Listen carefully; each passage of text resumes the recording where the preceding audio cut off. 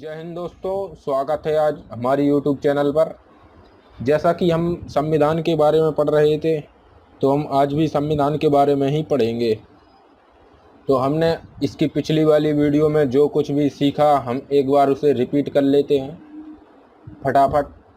अनुच्छेद 163 से 169 तक हमने सीखा था पिछली वीडियो में। तो अनुच्छेद 163 में कहा गया था कि राज्यपाल को सहायता एवं सलाह के लिए एक मंत्री परिषद होगा, जिसके अध्यक्ष कौन होंगे? तो जिसके अध्यक्ष होंगे सीएम। क्या कहा गया था? राज्यपाल को सहायता एवं सलाह के लिए एक मंत्री परिषद होगा, जिसके अध्यक्ष होंगे सीएम। तो एक कंप्लीट हो गया हमारा 163। और फिर आता है अनुच्छेद 164। तो 164 में कहा गया था सीएम की सलाह पर राज्यपाल अन्य मंत्रियों की नियुक्ति करेंगे।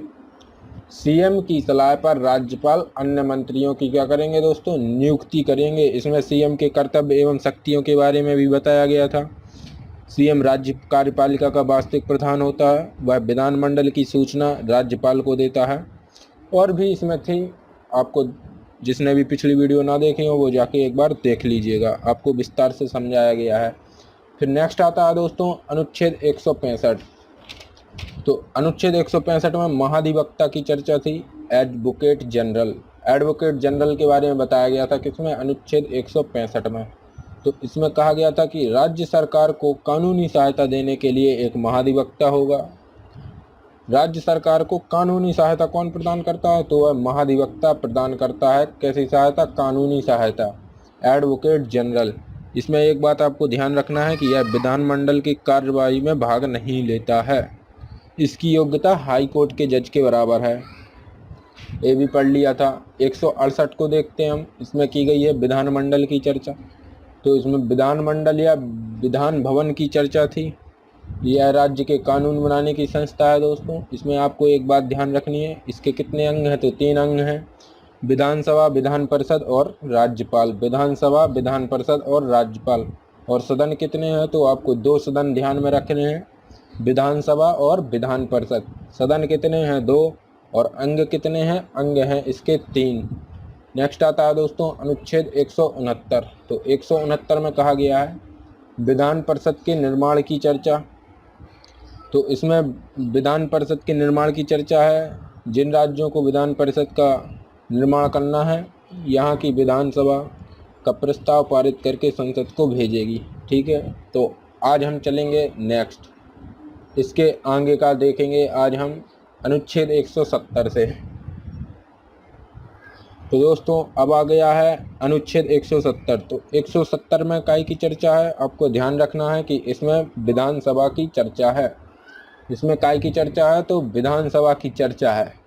क्वेश्चन में पूछा जाएगा आपसे कि विधानसभा की चर्चा किस में की गई है? तो आपको जवाब देना है कि अनुच्छेद 170 में विधानसभा की चर्चा है। ठीक है दोस्तों, विधानसभा भंग हो सकता है, अतः इसे अस्थायी निम्न सदन कहते हैं। जिस विधानसभा दोस्तों भंग हो सकता है, जैसे लोकसभा भंग हो सकती है, वैसे ही विधानसभा भंग हो सकता है, अतः इसे अस्थायी सदन या निम्न सदन कहते हैं। अस्थायी सदन या निम्न सदन कहते हैं। इसके बहुमत दल के नेता को सीएम बनाया जाता है।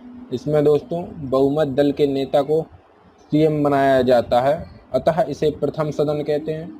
जिसके बहुमत ज़्यादा होते हैं उसे सीएम बनाया जाता है।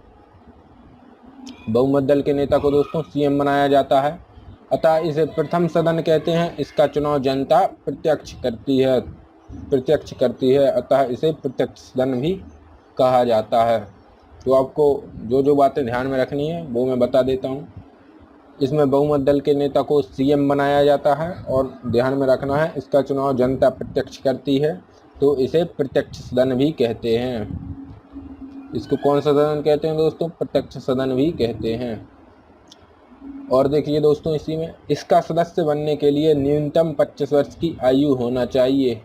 यदि आपको सदस्य बनना है विधानसभा का, तो न्यूनतम आयु कितनी दी गई है? न्यूनतम आयु 25 वर्ष की है। न्यूनतम आयु 25 वर्ष आयु होना चाहिए, अतः इसे युवा का सदन कहते हैं। जब वो 25 वर्ष का है तो युवा है, तो इसे युवाओं का सदन भी कहा जाता है। विधानसभा में अधिकतम सीटों की संख्या कितनी है? तो अधिकतम सीटों की संख्या दोस्तों 500 है और न्यूनतम सीटों की संख्या 60 है। तो आपको क्या ध्यान में रखना है, इससे क्वेश्चन पूछे जाते हैं कि विधानसभा की चर्चा किस अनुच्छेद में है? तो आपको बताना है अनुच्छेद 170 में विधानसभा की चर्चा है। और विधानसभा भंग हो सकती है नहीं? तो विधानसभा भंग हो सकती है, इसलिए इसे अस्थायी सदन भी कहते हैं। इसमें बहुमत दल के नेता को सीएम बनाया जाता है, इसे प्रथम सदन कहते हैं। इसका चुनाव जनता प्रत्यक्ष रूप से करती है, तो इसे प्रत्यक्ष सदन भी कहा जाता है। क्वेश्चन पूछा जाएगा कि इस विधानसभा का सदस्य बनने के लिए न्यूनतम आयु कितनी होनी चाहिए? तो आपको आंसर में बताना है कि न्यूनतम आयु 25 वर्ष होना चाहिए। और सीटों की संख्या कितनी होती है? तो अधिकतम 500 होती है और न्यूनतम 60 होती है। अब हम आगे चलते हैं, नेक्स्ट आता है 171। तो 171 में विधान परिषद की चर्चा है। 170 में काय की चर्चा थी? 170 में थी विधानसभा की, 171 में विधान परिषद। 170 में विधानसभा की चर्चा थी और 171 में विधान परिषद की। इसकी चर्चा अनुच्छेद 171 में है। क्वेश्चन आपसे पूछ लेता है कि विधानसभा की चर्चा कौन से अनुच्छेद में है? तो अनुच्छेद 171 में।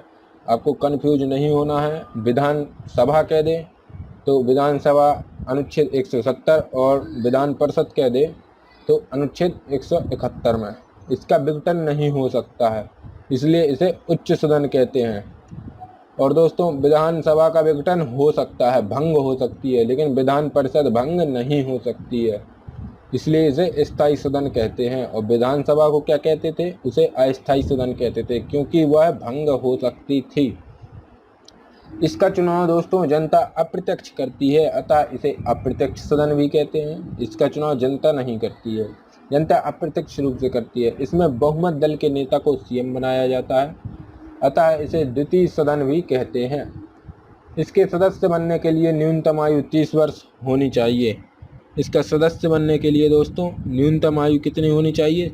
30 वर्ष होनी चाहिए। इसे वृद्धों का सदन भी कहा जाता है, इसे बूढ़ों का सदन भी कहा जाता है। और विधानसभा को दोस्तों युवाओं का सदन कहा जाता था, तो इसे वृद्धों का सदन, बूढ़ों का सदन कहते हैं। और देखिए दोस्तों इसमें अधिकतम सीटों की संख्या दोस्तों विधानसभा की 1/3 होती हैं। अधिकतम सीटों की संख्या कितनी होती है? विधानसभा के 1/3। विधानसभा में अधिकतम कितनी थी? विधानसभा में अधिकतम 500 सीट थी और उसका 1/3 कर दीजिए तो विधान परिषद की निकल आएंगी। इसके सदस्यों का चुनाव दोस्तों 5 श्रेणियों द्वारा होता है। इनके सदस्यों का चुनाव कैसे होता है तो उसको समझिएगा। 1/3 सदस्य विधानसभा चुनती है। 1/3 सदस्य को स्थानीय निकाय पंचायत के सदस्य चुनते हैं, ये ध्यान में रखना है आपको। 1/3 सदस्य को कौन चुनता है? तो विधानसभा चुनती है। विधानसभा फिर आपको ध्यान में रखना है कि 1/3 सदस्य को पंचायत चुनती है, स्थानीय निकाय पंचायत चुनती है।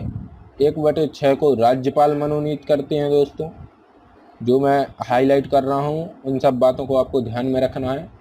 1/2 आधे सदस्य को माध्यमिक शिक्षा परिषद के शिक्षक सदस्य अर्थात शिक्षक चुनते हैं। और दोस्तों आधे सदस्य को स्नातक पास 3 साल पूर्व हो चुके विद्यार्थी चुनते हैं। स्नातक पास, ग्रेजुएशन पास विद्यार्थी चुनते हैं और सदस्य चुनते हैं राज्यपाल, पंचायत, विधानसभा। तो आपको इन सब बातों को ध्यान में रखना है। इसमें से जो क्वेश्चन पूछे जाते हैं वो मैं बता रहा हूँ कि विधानसभा की चर्चा किस अनुच्छेद में है, तो आपको बताना है अनुच्छेद 171 में है। अनुच्छेद 171 में विधानसभा की चर्चा है, इसे उच्च सदन कहते हैं। उच्च सदन और स्थायी सदन क्यों कहते हैं? क्योंकि यह विघटन नहीं हो सकता है और इसका चुनाव दोस्तों अप्रत्यक्ष होता है, इसलिए इसे अप्रत्यक्ष सदन कहते हैं। न्यूनतम आयु कितनी होनी चाहिए? न्यूनतम आयु होनी चाहिए 30 वर्ष। न्यूनतम आयु दोस्तों आपको ध्यान में रखना है 30 वर्ष और विधानसभा में 25 वर्ष। इसमें दोस्तों वृद्धों का सदन क्यों कहते हैं? क्योंकि विधानसभा में थी 25 वर्ष आयु और इसमें है 30 वर्ष, तो 30 वर्ष ज़्यादा है, तो इसलिए इसे वृद्धों का सदन कहते हैं। इसमें अधिकतम सीटों की संख्या विधानसभा की 1/3 होती है।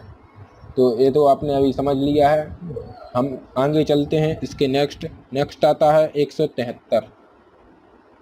एक बार देख लीजिए। और दोस्तों रिमार्क में दिया गया है, विधानसभा के सदस्य को मेंबर ऑफ लेजिस्लेटिव असेंबली कहते हैं। विधानसभा के सदस्य को क्या कहते हैं? मेंबर ऑफ लेजिस्लेटिव, एमएलए कहते हैं। मेंबर ऑफ लेजिस्लेटिव एमएलए, तथा विधान परिषद के सदस्य को मेंबर ऑफ लेजिस्लेटिव काउंसिल कहते हैं। काउंसिल कहते हैं। इसको क्या कहते थे? विधानसभा को मेंबर ऑफ लेजिस्लेटिव असेंबली, इसको कहते हैं member of legislative council. Member of legislative council कहते हैं। तो आपको ये ध्यान में रखना है। हम आगे चलते हैं। अनुच्छेद 172। 172 में दिया गया दोस्तों, सदन की अवधि की चर्चा इसमें की गई है। इसमें चर्चा की गई है दोस्तों, सदन की अवधि की चर्चा, सदनों की, विधानसभा और विधान परिषद की अवधि की चर्चा की गई है। तो विधान परिषद एक कैसा सदन है? विधान परिषद स्थायी है, विधानसभा अस्थायी था। तो विधान परिषद एक स्थायी सदन है। इसके सदस्यों का कार्यकाल कितना होता है? 6 वर्ष होता है। सदस्य का कार्यकाल 6 वर्ष होता है, जबकि विधान परिषद का कार्यकाल 5 वर्ष होता है। जबकि दोस्तों विधान परिषद का कार्यकाल कितने वर्ष होता है? 5 वर्ष होता है। जब मैं आपको राज्यसभा और लोकसभा पढ़ाया था तब भी मैंने यही बताया था कि राज्यसभा का कार्यकाल 6 वर्ष होता था और लोकसभा का कार्यकाल 5 वर्ष होता था। इसको मैंने बताया था वहाँ पे विस्तार से, तो आप जाके देख लीजिएगा, आपको आ जाएगा समझ में। अब दोस्तों नेक्स्ट आता है, तो नेक्स्ट आता है 173, अनुच्छेद 173। इसमें विधानमंडल के सदस्यों की योग्यता है, योग्यता की बात की गई है। तो योग्यता को देख लीजिएगा आप एक बार। ये तो वैसे भी कॉमन रहता है, वह भारत का नागरिक हो, वह भारत का नागरिक हो, पागल या दिवालिया ना हो, पागल या दिवालिया ना हो, किसी लाभ के पद पर ना हो, सरकारी नौकरी पर ना हो। पागल का मतलब आप समझते ही हैं, जो आप हैं भी। और दिवालिया का मतलब समझिएगा दोस्तों, जिसने अपने औकात से ज़्यादा कर्ज ले लिया हो उसे हम कहते हैं दिवालिया। किसी लाभ के पद पर ना हो। विधानसभा की न्यूनतम आयु कितनी होनी चाहिए? 25 वर्ष। विधानसभा की न्यूनतम आयु कितनी दी गई है? 25 वर्ष। इसे युवाओं का सदन भी कहते हैं दोस्तों, विधानसभा को। और विधान परिषद की न्यूनतम आयु 30 वर्ष। इसे वृद्धों का सदन कहा जाता है। इसे किसका सदन कहते हैं दोस्तों? वृद्धों का सदन कहते हैं, और इसे युवाओं का सदन कहा जाता है। अब नेक्स्ट चलते हैं दोस्तों, अनुच्छेद 182। तो इसमें चर्चा की गई है दोस्तों, इसमें विधान परिषद के सभापति तथा उपसभापति की चर्चा है। इसमें दोस्तों विधान परिषद के सभापति तथा उपसभापति की चर्चा है। विधान परिषद के सभापति, उसमें मैंने पढ़ाया था आपको राज्यसभा का सभापति कौन होता है, आप जाके कमेंट में बताइएगा। राज्यसभा का सभापति कौन है वर्तमान में, आप कमेंट में बताइएगा। इसमें चर्चा की गई है दोस्तों, अनुच्छेद 182 में विधान परिषद के सभापति तथा उपसभापति की चर्चा है। इसे विधानसभा के सदस्य चुनते हैं। विधानसभा के सदस्य ही प्रस्ताव पारित करके हटा सकते हैं। और विधान परिषद का सभापति उपराज्यपाल नहीं होता है, ये बात आपको ध्यान में रखना है। विधान परिषद का सभापति उपराज्यपाल नहीं होता है। जिस प्रकार राज्यसभा का सभापति उपराष्ट्रपति होता है, तो आपको ध्यान में रखना है विधान परिषद का सभापति उपराज्यपाल नहीं होता है।